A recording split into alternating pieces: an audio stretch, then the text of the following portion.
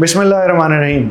Blood pressure के वो कौन से मरीज़ हैं जिनको पेशाब अवर दवाई की ज़रूरत पड़ेगी या पड़ती है? जिन मरीज़ों को पाँव पे बहुत सोजिश रहती है और वो दवाई की वजह से नहीं है, जैसे कुछ दवाइयाँ जैसे एम्लोडिपिन है और उसकी वजह से भी कुछ लोगों को पाँव पे सोजिश हो जाती है, मैं उनकी बात नहीं कर रहा। लेकिन बहुत सारे ऐसे मर्ज़ होते हैं जिसके अंदर दिल का मसला है, गुर्दे का मसला है और उनके अंदर पेशाब अवर अद्वियात चल रही होती हैं।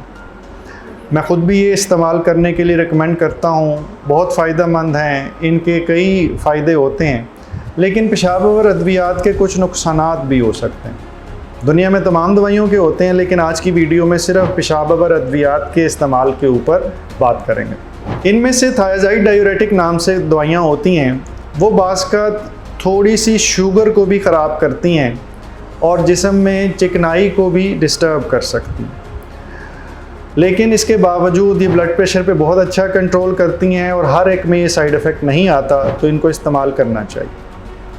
दूसरी तरफ फ्रोसामाइड नाम की एक दवाई है और साथ जिसे हम लेसिक्स के नाम से डालते हैं, वो तमाम मरीज़ों के लिए सूटेबल नहीं है।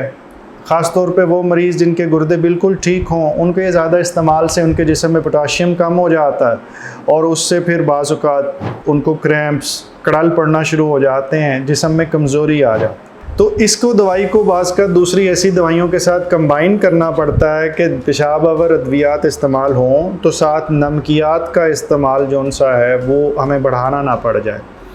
अगर आप ज़हनी और जिस्मानी सेहत के बारे में इल्म, नए तरीका इलाज और नई से नई तहकीक के बारे में जानना चाहते हैं तो इस चैनल को सब्सक्राइब करें, बेल आइकन को क्लिक कर दीजिए। अगर वीडियो में कुछ अच्छा लगे तो लाइक एंड शेयर करें ताकि ये इल्म दूसरों तक पहुंच सके, क्योंकि गुर्दे के मर्ज़ के अंदर आप नमकियात के ज़्यादा इस्तेमाल को रिकमेंड नहीं कर पाते और क्योंकि उसके नतीजे में ब्लड प्रेशर बढ़ने का डर होता है, नमकियात के ख़राब होने का डर होता है।